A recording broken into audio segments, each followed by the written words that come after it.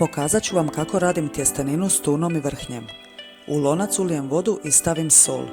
Kad prokuha ubacim tjesteninu, promiješam je i ostavim da se kuha.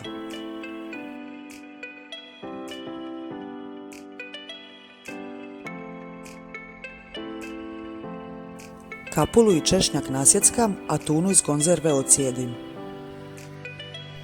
U tavu ulijem maslinovo ulje i ostavim da se zagrije. Ubacim kapulu i pustim da se pirja na srednjoj temperaturi dok ne poprimi zlatno žutu boju.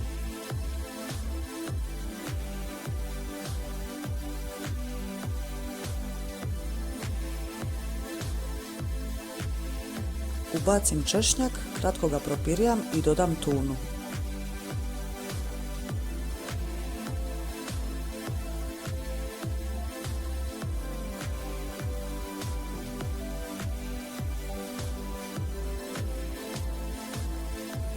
Sve zajedno još kratko promiješam i ulijem vrhnje za kuhanje.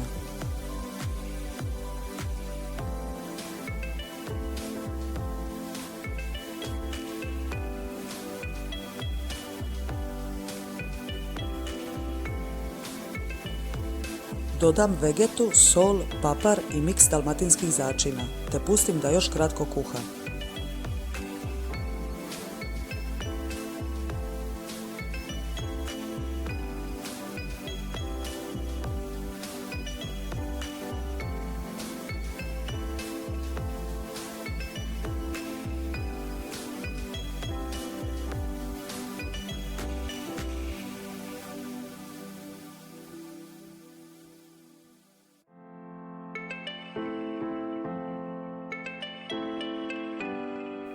Tjesteninu ocijedim i prelijem je sumakom od vrhnja s tunom.